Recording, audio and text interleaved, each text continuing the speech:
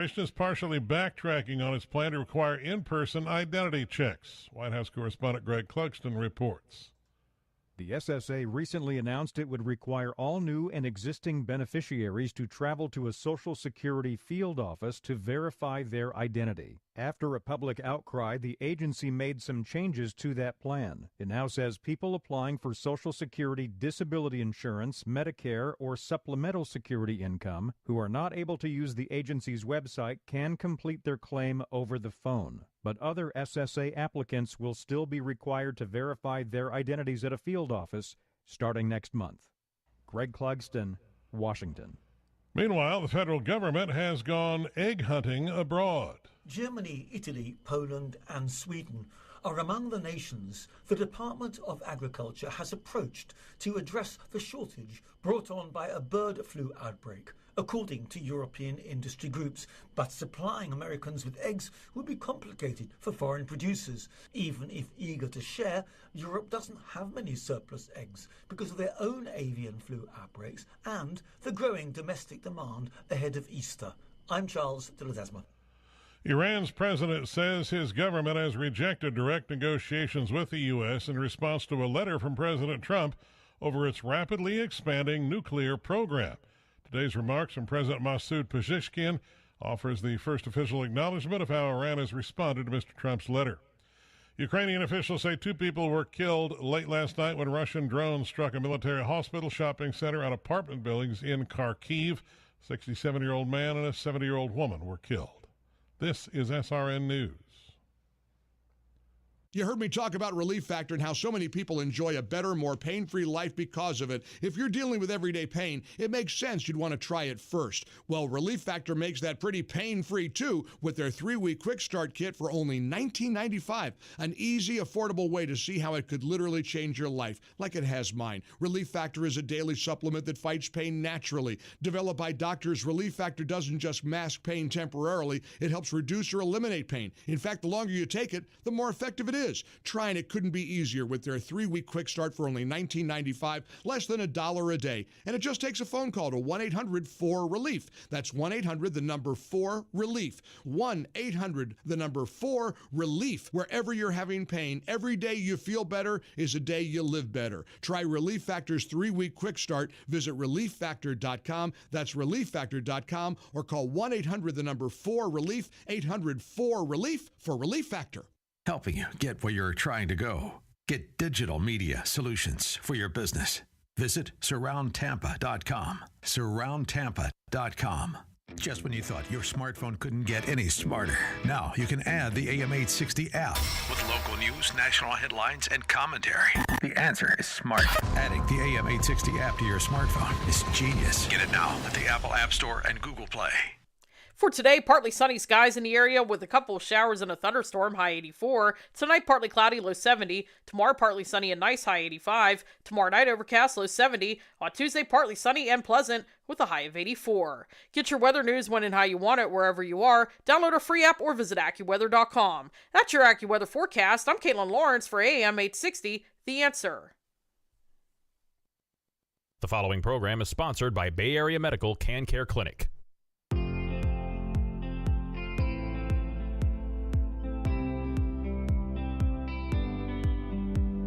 Mike's hot. Good morning, everybody. This is Dr. Bill, your radio MD, and who I got with me today? CJ? AJ? That is me, sir. Appreciate you. All right. So, nice to have you, and let's do the show. What do you say, bud? I say it sounds like a plan. All right. Well, as you guys know, I am and have been anti-marijuana for most of my adult life, having been on the street for a few years and seen the damage it did to people. And I've talked about this before, about the epigenetic effects. And if you're watching on Facebook or YouTube or one of the other social media sites, you'll see behind me a double-stranded DNA, and then behind that is a single-stranded messenger RNA. And the way this works is the double-stranded DNA unzips. And when it unzips, the messenger RNA comes in and makes a basically a negative copy of that. And then that goes out into the cell outside of the nucleus of the cell, into the cell body, and it's laid down on a ribosome, which is a little factory. And then the protein, the amino acids are brought in and hooked to the different little sites sticking out, and it makes a protein. And so then you have a protein. Now, we know that with DNA, it's not affected by, so far we know that it's not affected by marijuana, but we do know that there's epigenetic effects, and epigenetic effects are the effects on the messenger RNA going out and the transcription of that into a protein. And we don't know what the long-term effects of that will be, and whether or not that will be something that could be genetically transmitted to a child. But it certainly does have an action on the RNA, and that's not a good thing. We don't like that at all. Now, the latest research that has come out now is showing that there are effects on the blood vessels. And if you look behind me here, you'll see a blood vessel. It's a hollow tube, and it has 3 layers. It has the adventitia, the muscular layer, and the intima. And the intima is where the little skin cells are. They're modified skin cells, endothelial cells, we call them. And that's where plaques start, and that's where things get clogged up, and you can have a heart attack or a stroke. And we now know that there are inflammatory effects on the blood vessels in the body. There's CB1 and CB2 receptors, which are affected by different chemicals in marijuana. And so the effects on the endovasculature are inflammatory, mostly on the CB1 activation. And those inflammations cause reactive oxygen species. You say, well, what the heck's a reactive oxygen species? Well, if you think of iron when it rusts, that's a reactive oxygen species, iron oxide. Well, guess what? Guess what, AJ? What, sir? Fats can oxidize too. And when they oxidize, they become sticky, and they're not being brought back to the liver to be processed out. And they stick to the walls of the blood vessels, and they start the cholesterol plaques that can end up causing heart attacks and strokes and other vascular problems within the body. And these inflammatory activities also reduce nitric oxide bioavailability. Now, nitric oxide is the end chemical that is made for vasorelaxation, vasodilatation. So what nitric oxide does is it makes your blood vessels, your arteries open up more. And you need that, especially if you're under stress or you're exercising or whatever. You need to have those blood vessels opened up wider so you can get more blood in there and have more flow. Now, if you don't have enough nitric oxide, then you have constriction, then you have closing of the vessels. And if you already have a cholesterol plaque and the blood vessel squeezes down, the two sides can come closer together. And again, you've got a heart attack or a stroke. And you can even have one of the cholesterol plaques rupture, and then platelets and other clotting factors will stick to that and form a blood clot. And so that's what happens when you have an acute heart attack like Ken did. And what we do is we get you into the hospital as quickly as possible now because we can put a stent in it. And of course, we try to get you to change your lifestyle. And one of those ways of changing your lifestyle is not to do pot, not to do cannabis. It's just not a good thing. And cannabis also stimulates expression of adhesion molecules, and those are molecules that have inflammatory products stick to them. So these are all things that are of negative value to you and to your health. And as you know, I've been a long time advocate of banning cannabis, but the lawyers got in the middle of it and they wanted to legalize it, and they did get it legalized. And now it's even more common in society. And I don't know what percentage of people actually smoke pot or take cannabis, but I know there's several of my patients that do. Right. And you know, AJ, there's 2 new studies out that show that if you're doing pot, you're going to increase your risk of a heart attack and stroke. Really? Yeah. There's a growing body of evidence that it has a negative effect on your cardiovascular health. And more research is needed, but so far it shows that people who smoke pot, when compared to similar people, you know, age, sex, race, underlying medical problems like high blood pressure or diabetes, when you have those 2 groups compared with each other, the ones that smoke pot have a worse outcome. They have more heart attacks and more strokes. And this is in the JACC journal, which is the Journal of the American College of Cardiology. So this is a very reputable journal, and it's been extensively studied. And there's approximately 4 million patients in this look-back study in the United States and Canada and Europe using the TriNext research network. So we have an interlocking research network between Canada, Europe, and the United States, and we can go into that database and look back at all this and determine whether or not there is a statistically significant increase in heart attacks and strokes from smoking pot. And guess what? There is. And so these cohorts are the 2 different groups of people in a study, the control and then those who are actively taking the drug or smoking the pot or whatever. And they were matched for age, sex, race, family history of heart disease, and health markers, including creatinine, low density lipoprotein, which is the bad lipoprotein, which is the bad fat. High density is the good fat. Now, the higher your high density levels are, the more protected you are.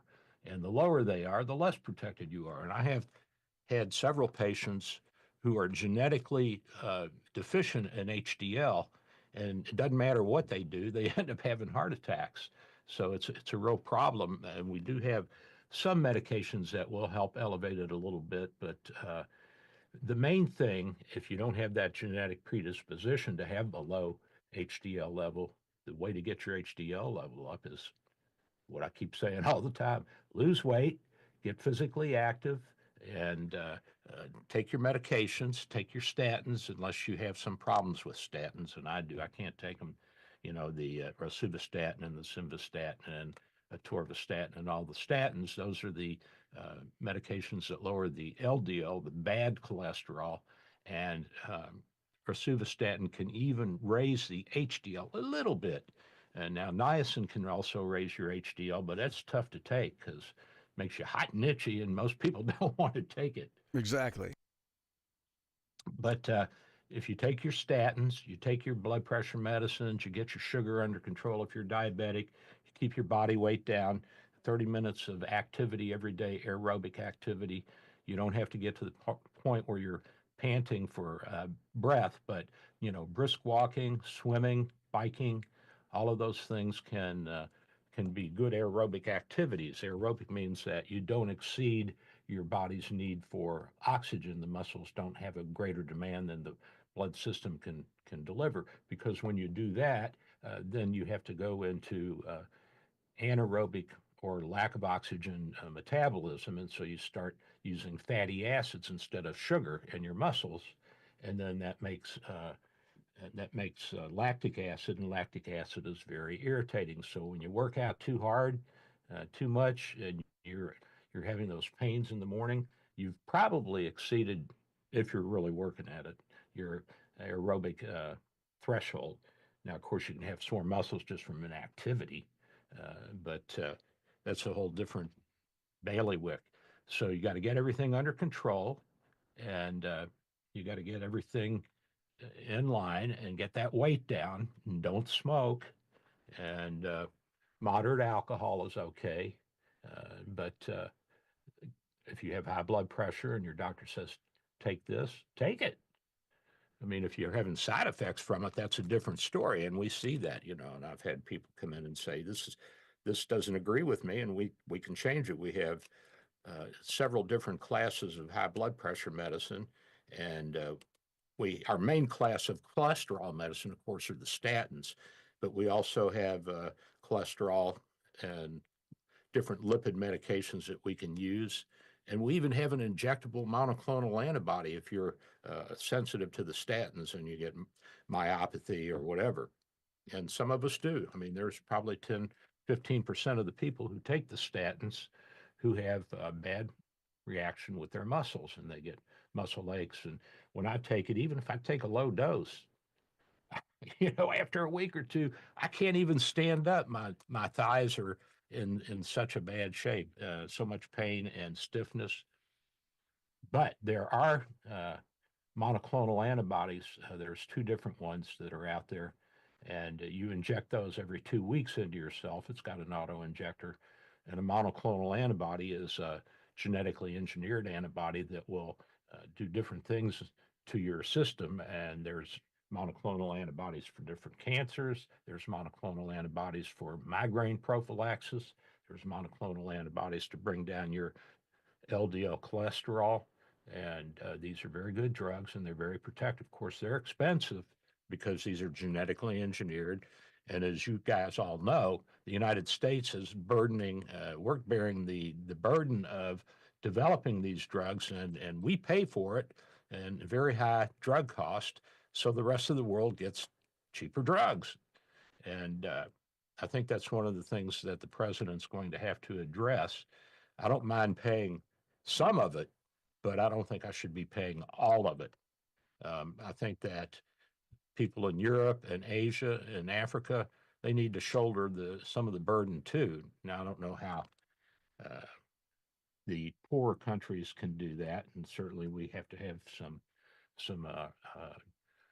sympathy for them and show some concern and some charity there. But the Europeans can afford it. They can afford to pay more for their medications.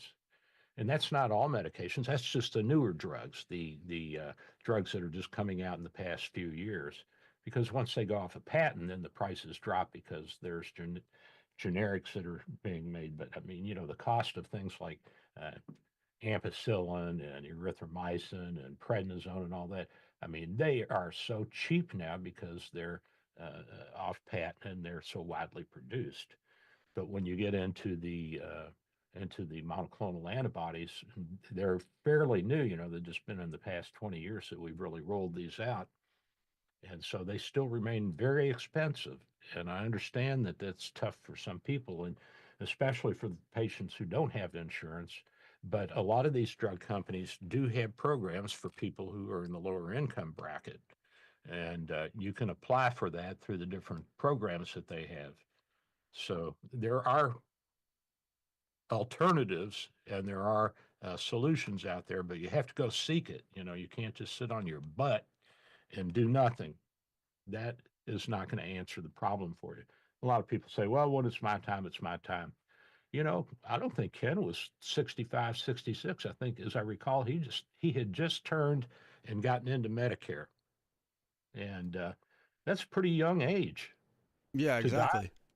I mean, that is not normal in this day and age. It's just, and it's a real shame. But we tried everything on air and off air, and so let that be a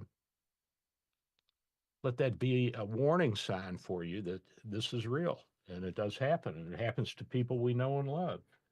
So when you're talking about the prices of medication and everything like that, like what my grandma used to do, she's a snowbird. So she's from Missouri, and she would go to Texas every winter, and all of her friends would just give her all of their prescriptions. And then she would go across the border to Mexico, pick everything up, and then bring it back to her friends, like blood pressure medication, heart medication, and things like that.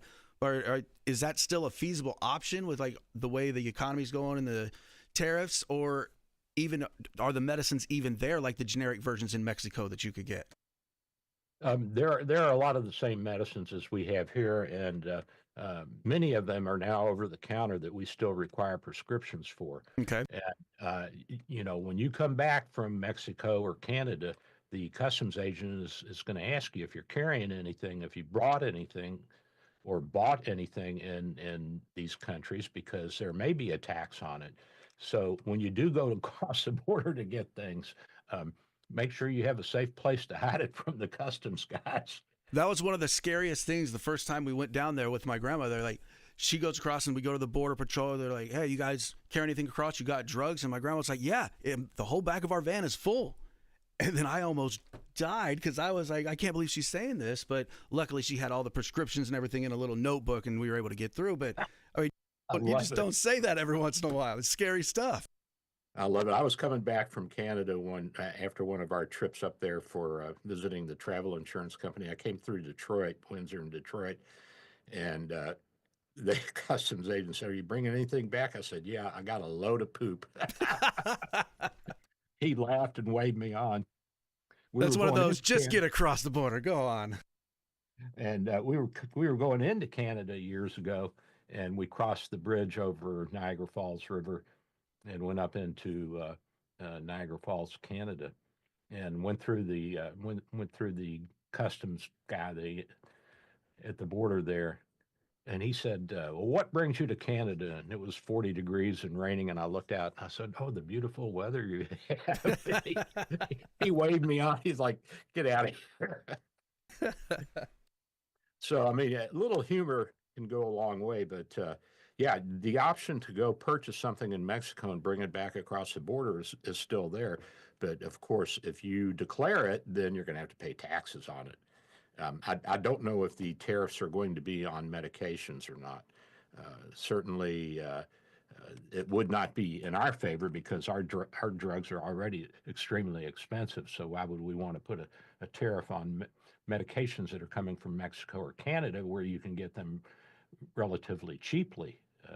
That wouldn't make any sense. But I'll have to check into that, and I'll let you know next week what I find out. Sounds good. But I think that we have so much in our armamentarium now, and we're able to do so many different things with all of our biochemistry and pharmacology and our technical abilities and our advances in medicine. You know, it's just utterly amazing. I got a patient, she must be 88 years old, and she had a pretty tight aortic valve. The aortic valve is a valve that lets the blood out of the big pumping chamber, the left ventricle of the heart, and that goes to the aorta, which feeds the brain and the body. And so she had an episode of heart failure, got her out of that, and I said, you know, I think if you got a new valve, you'd probably be better. You'd feel better. You'd have more energy, more breath, and so on and so forth. So she finally did go and see one of the interventional guys that I hooked her up with, and she went in and was out the next day, and they did one of these TAVRs, which is a transarterial valve replacement. And the way that works, it's on a balloon like a stent, and it's collapsed, and then you put that right down, you put that through the artery. So you do it under fluoroscopy, and there's, you know, basically no surgery. You just get into an artery and you go through, and you go down into the aortic valve seat, and you blow the balloon up, and the balloon is like a butterfly coming out of a chrysalis. The valves open up, and you know they kind of go. If you can see what I'm doing on social media, yeah, and then you have a brand new valve, and you go next day. And it used to be that you'd have to get your check done, and they'd patch machine, and you were in the hospital 7 days afterwards. If you were over a certain age, you wouldn't do it because of the risk. And now you got people in their 80s and 90s that are getting new valves put in and going home the next day. So the technology has come a long, long way. It's a really great time in history and in technology, and I just can't say enough about it. And I want everybody to think positively and take care of themselves, because it's cheaper in the long run if we don't have to take you into the hospital and work on you. You know what I mean?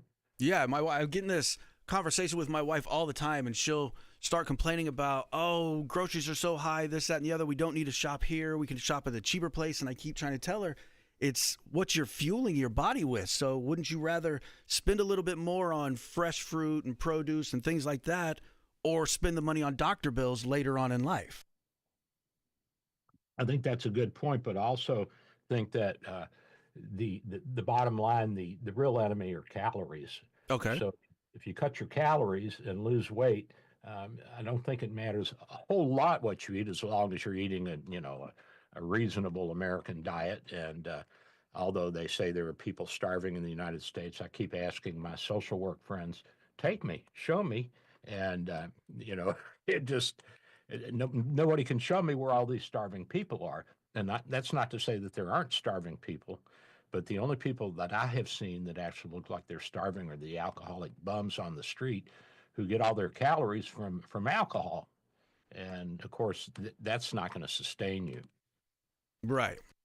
And that's not going to put any meat on your bones either. It's just a bad thing. And it's like all the, help the starving children. I have not seen any kids in the United States starving.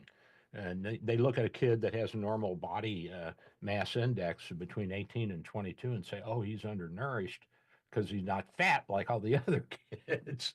I'm like, what are you talking about? He's perfect. I had a patient in the hospital, and her body mass index was 19 or 20, and her blood work was good, an older woman. And I got a query from the coding people saying, what is the cause of her malnutrition? Is this protein calorie, or just protein malnutrition? So I went to the CDC website and I copied the body mass index guidelines and what they considered normal and what's starving and what's overweight. And she fell right in the middle. And I pasted that right into the chart. Now, if your body mass index is over 25, then you're pre-obesity, you're overweight. And I doubt you can find many adults these days who have a body mass index under 25. It just doesn't exist in the United States. We just have too much food, too many calories are floating around. And when you get over a body mass index of 30, you're considered obese. Right. And then 35 to 40, you're morbidly obese. And these are bad markers. I mean, you just don't see people that are really heavy living into their late 80s and 90s. It just doesn't happen. You have too many inflammatory processes going on from all the fats that are in your system.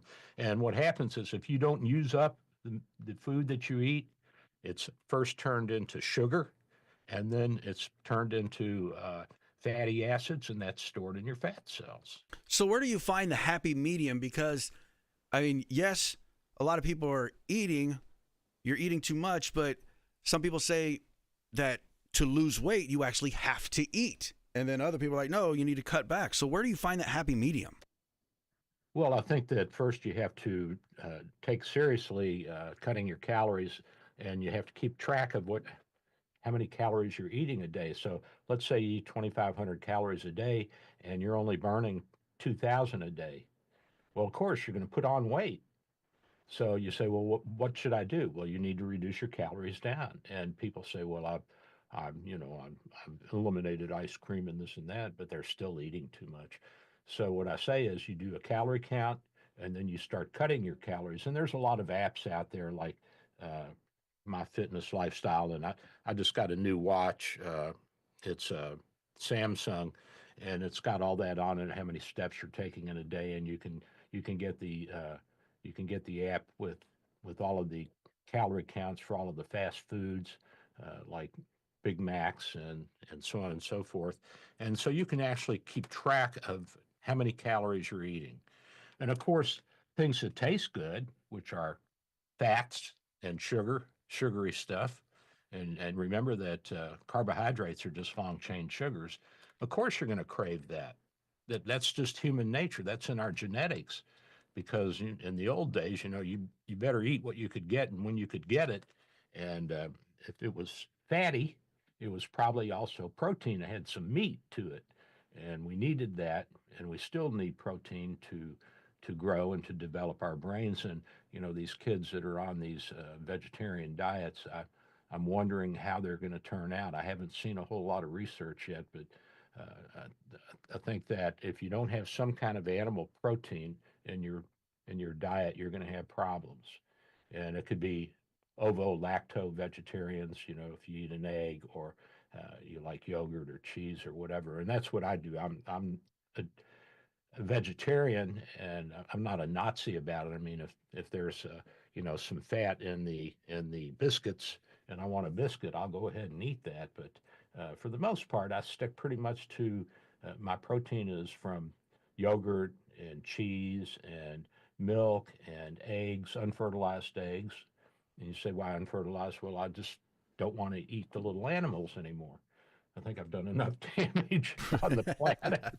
I'll leave the little boys and girls alone. And that includes fish and shellfish, because they're all living animals. Yeah, so I guess my main question would be, since we're talking about the calorie intake, before we go to break, what if it's like a lot of people, they'll eat just one time a day or twice a day, and then that can mess up things? Or is it just in those 2 meals, you better make sure you get all the calories and not go over? Or should you spread it up to 5 or 6 meals, smaller meals? Or does that change anything? I don't think so. And these people are saying, I only eat 1 meal a day.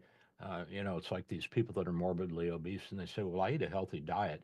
But when you start probing into their lifestyle, and, if you can put a camera in their house, they're eating a lot. Gotcha. And I've been in households where the parents are morbidly obese, BMI's over 40, and they're shaming these kids into eating everything and, making it really a religion. That's the way we grew up. You were part of the clean plate club. You had to clean everything off your plate, and it was crazy. Yeah. And when I was a kid, of course, we didn't have as much fatty food around, and we didn't have the opportunities that people have today to run by McDonald's or Burger King or whatever and pick up something and go. So we did not have that same level of obesity when I was a kid. And when we saw somebody who was morbidly obese, we were like, look at that. She must work for the circus. He must be, a circus clown or something. I mean, that's how we thought about it as kids. Everybody was relatively thin. I would say almost all the kids in the neighborhood had a body mass index under 25. And I'm sure if you sent some social worker from today back to the 1950s, they'd say, oh, my God, you people are starving. No, we weren't. We were doing fine. Right, exactly. All right, we got to take a break real fast, but we want to ask a little trivia question. Since we've been talking about your heart health and everything like that, if you want to live that lifestyle of a balanced diet and a heart-healthy lifestyle, if you want to focus on your heart health, what today have we talked about in the program that you could do to live that lifestyle? That's our question. Give us a call right now, 813-282-8283, if you'd like to win that coffee cup from Dr. Bill. Thank you, and I'll be right back. This is Dr. Bill, your Radio MD. While Dennis Prager is recuperating at PragerTopia.com, hear the Happiness Hour, Celebrity Guest Day, Male-Female Hour, Ultimate Issues Hour, and Open Lines. PragerTopia.com.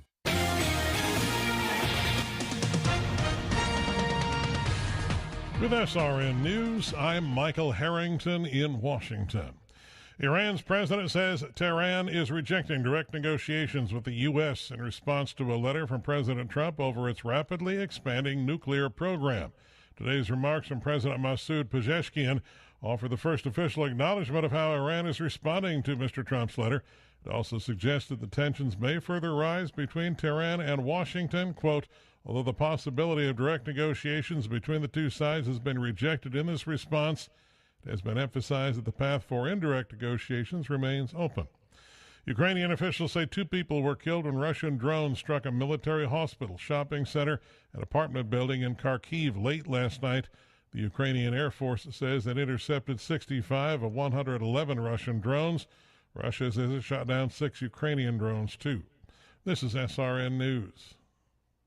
Dr. Bill for Bay Area Medical, located at 6399 38th Avenue North in St. Pete, 727-384-6411, 727-384-6411. Full-service clinic with x-ray, heart imaging, ultrasound, stress testing, and minor surgery. We provide quality health care in a warm and friendly atmosphere. We are multilingual, well-trained, and certified. Most American insurance and new patients accepted. Bay Area Medical, home of Can Care, 727-384-6411. 727-384-6411. Dr. Bill here. With social distancing and sheltering in place, telemedicine is here. Bay Area Medical Home of Can Care Clinic offers telemedicine for new and established patients. You can see me without an in-office visit. Schedule an appointment at 727-384-6411, 727-384-6411.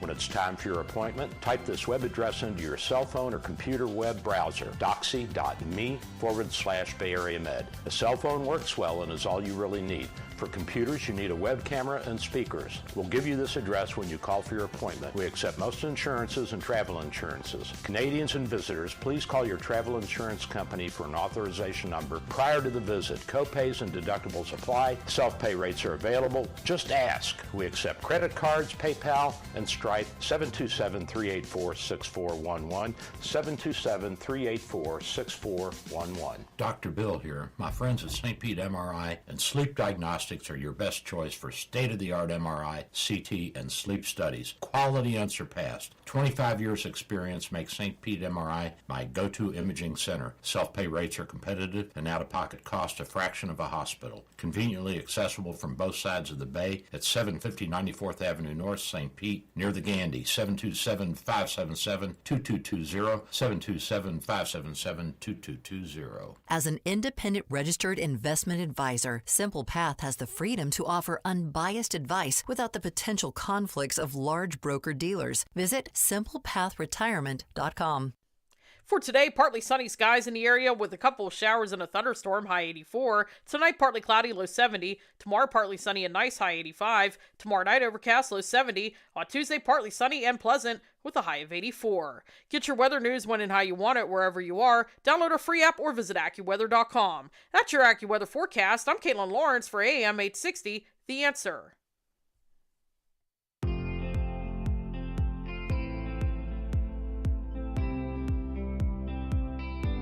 All right, you're hot.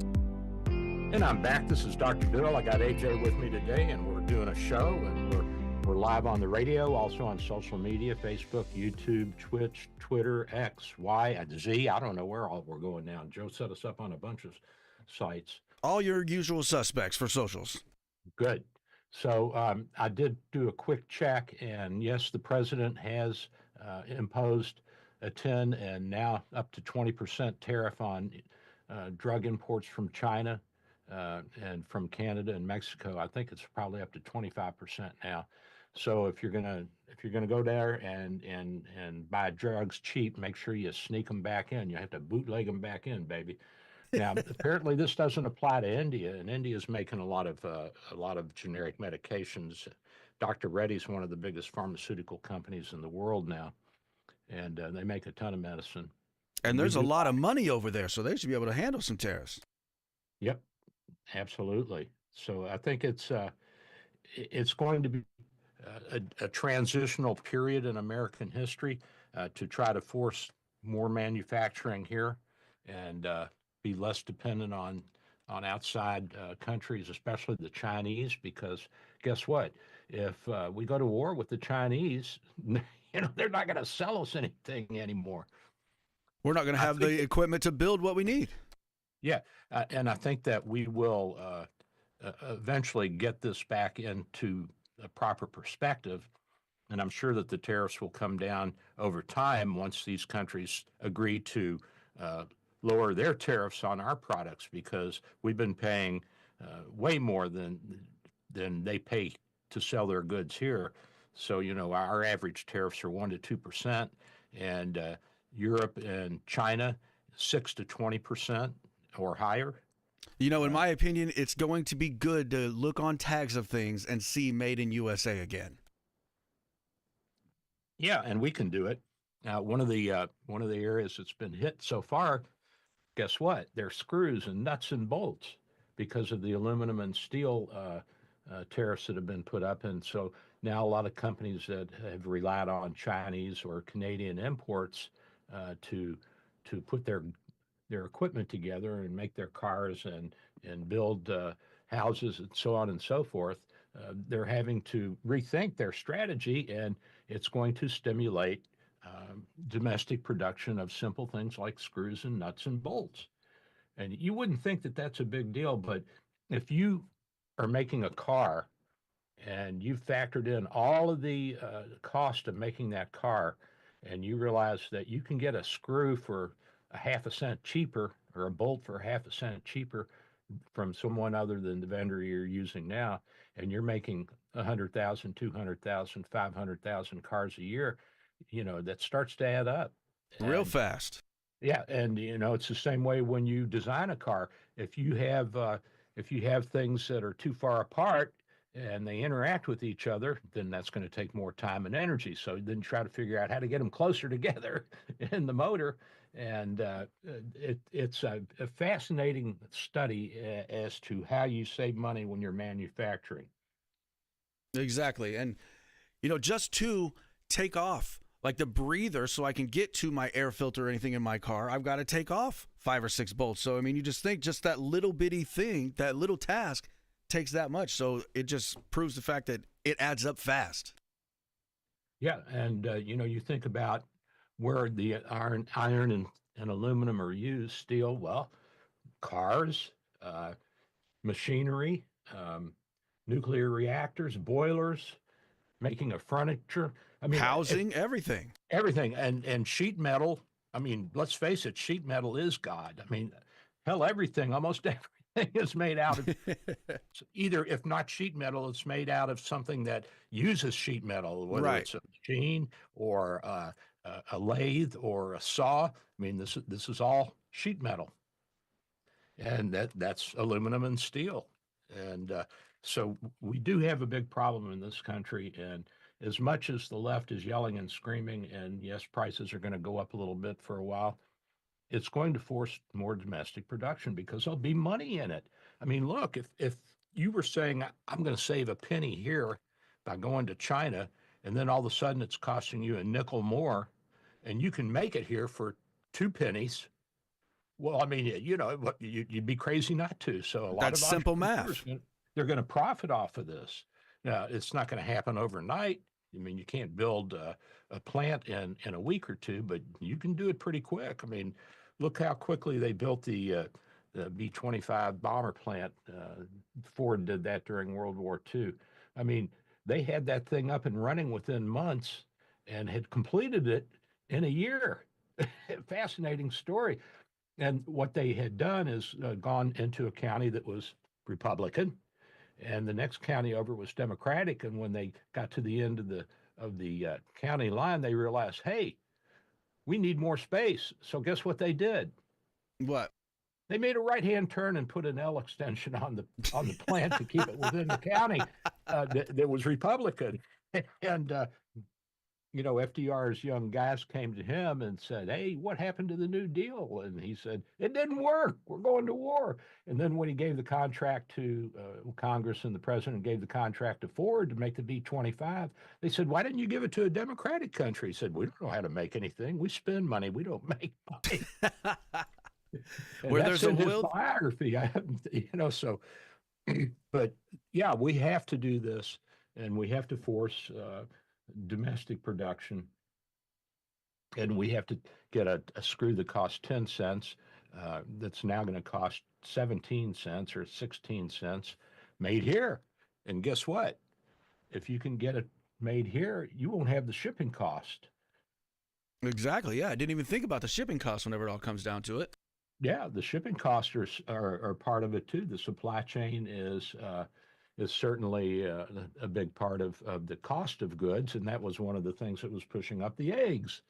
Not only did we have the bird flu going through, we had increase in the cost of gasoline and diesel, and wages went up, and so all these things factor into it, and the farmers had to charge more because they had more costs from grain feeds and machinery and paying their workers. And so it adds up. But yeah, the shipping's a big problem.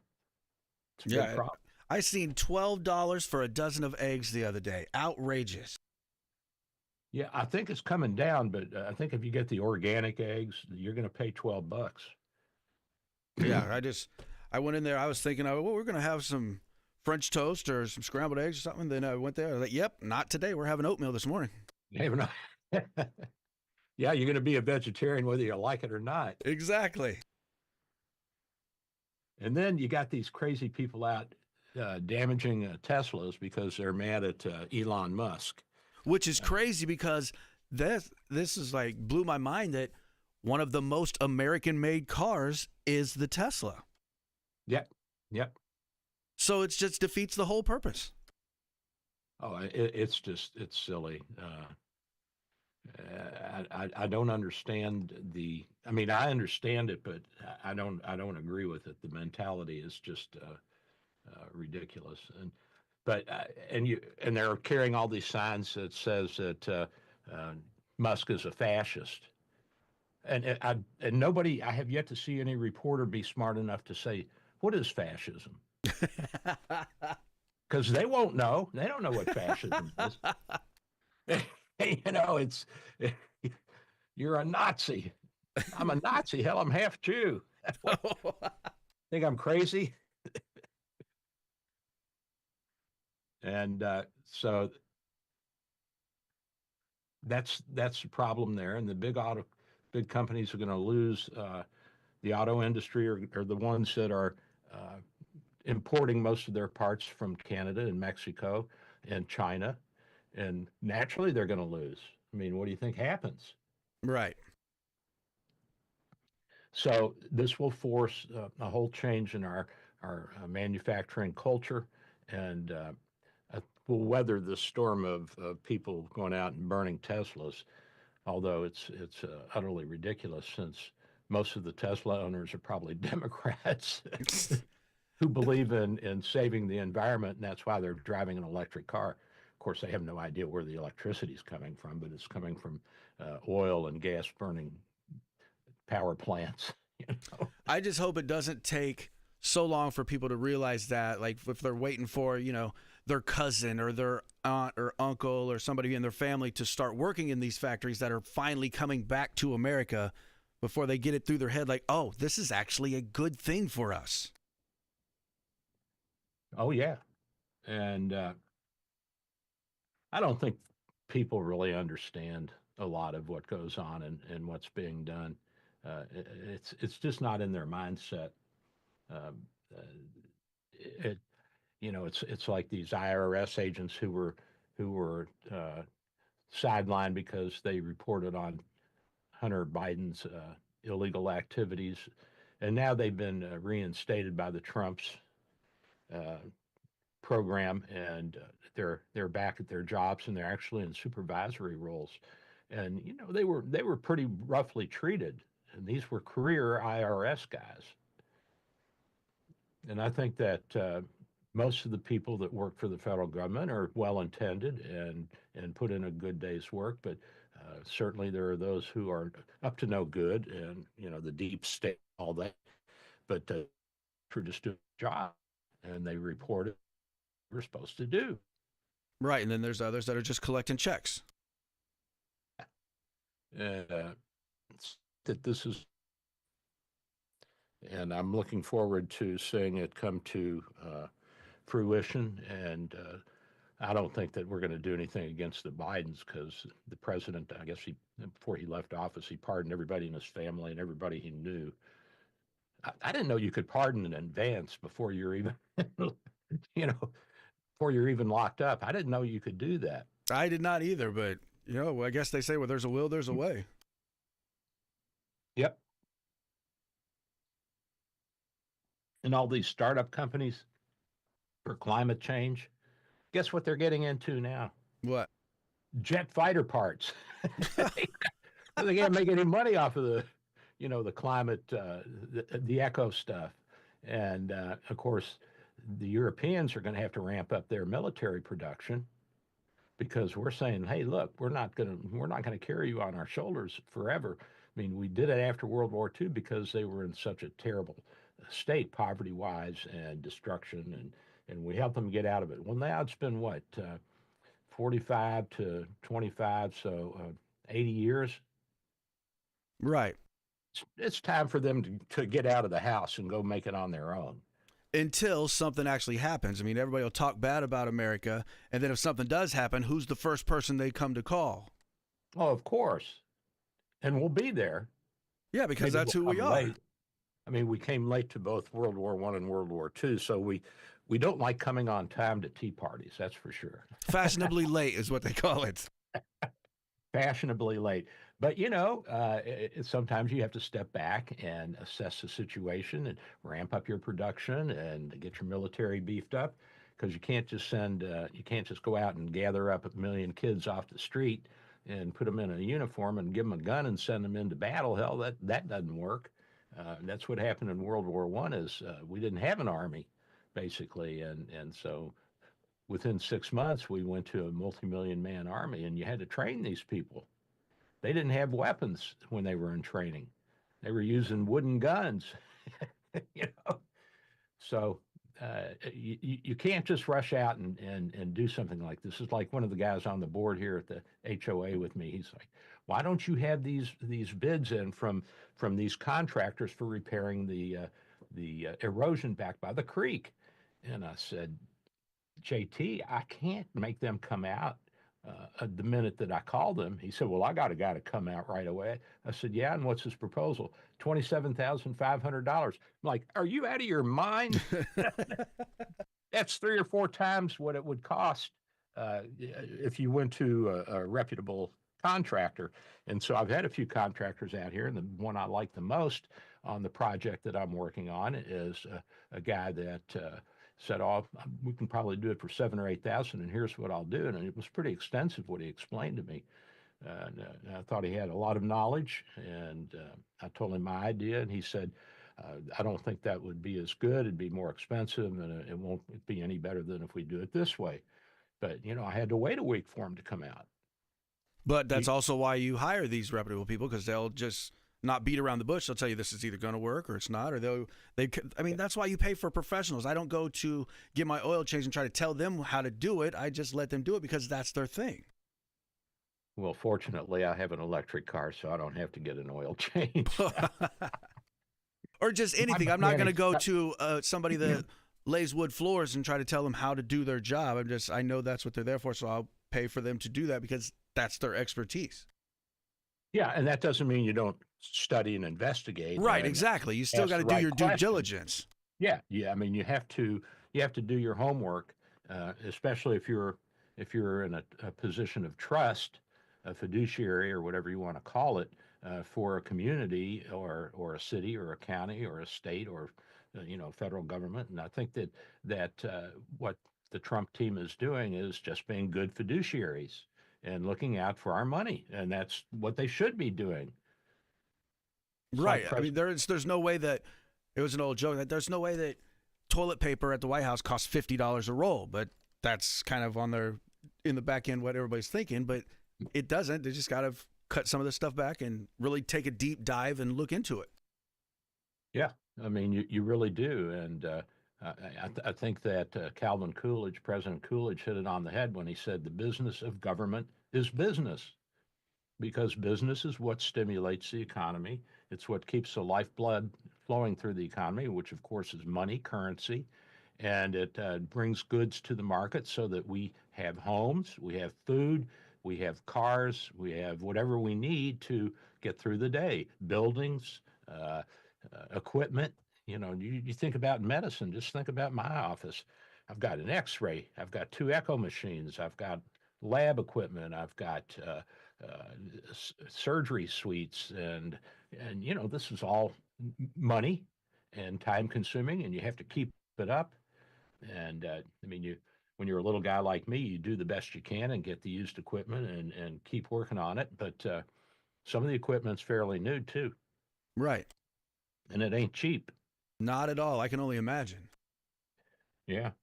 Well, that's what happens when you when you pick a high-tech field, you got to keep up with the high-tech Joneses next door, or you won't be in business long. Yeah, it's kind of like they got to spend money to make money sometimes. Now, the Chinese are having the opposite problem of us. They're looking for new markets, so they're going to try to sell more stuff to Russia. And guess who's putting up tariffs? Who? The Russians. The Russians, makes sense. Imports. Yep. So, the Chinese are like, hey, what do you guys do? We're helping you with this war, and you're putting tariffs on our goods. And the Russians are saying, well, if we let you come in here and with all this cheap stuff, we won't have any business. We won't have any jobs for our people.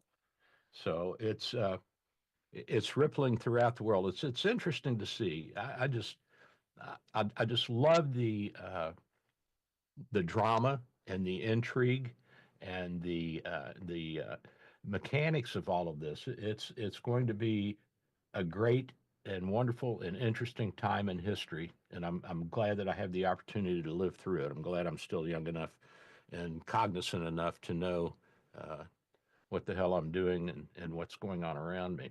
Well, most of the time anyway. After a few beers, it may change a little bit. So what do you think about Greenland? I think we ought to get it. I think it'd be a good investment. Oh, yeah. Remember when Seward bought Alaska from the Russians, they called it Seward's Folly. He was the Secretary of State or whatever under Andrew Johnson's regime. And right. So he negotiated the deal to buy Alaska from the Russians.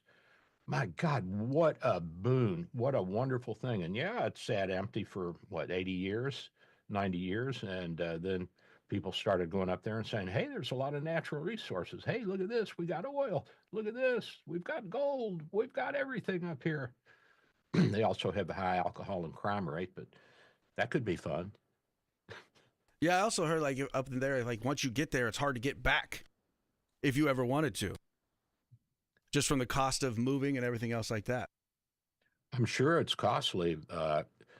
One of the nurse practitioner students working with me, she worked up there because her boyfriend was in the military and they moved up there. Of course, the military moved them so that they didn't have that big expense. 3 minutes left. And it was interesting to hear her talk about the cultural differences with the quote Native Americans, which are, actually Asians that wandered over the Siberian land bridge 10, 20,000 years ago.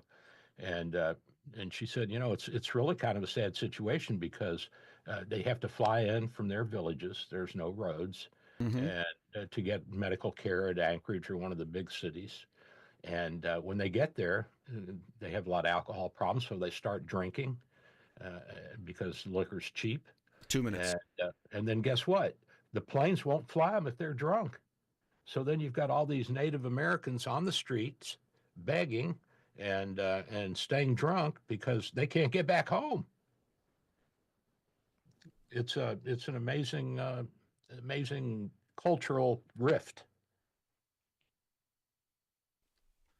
Well, I mean, it makes sense. Yeah, it makes sense. So tariffs are coming, changes are coming to healthcare, to medications. We're going to see, I think, not overnight, but I think within the next couple of years, we're going to see a real boon, a real up time in American history and in American manufacturing and American pride. 1 minute. And we're just going to have to weather out this storm of protest. And I don't think it's the majority of the country that feels that way. I think this is a small amount. And I think what DOGE is doing is wonderful. But we're getting near the end of the show, folks. And it's been a lot of fun today, AJ. I had a good time, buddy. It was a good conversation. I enjoyed myself. Thank you. And so I am Dr. Bill, your radio MD. I'm at 727-384-6411, 727-384-6411. And we're at 6399 38th Avenue North, St. Pete, Florida. 20 seconds. We'll see you next week.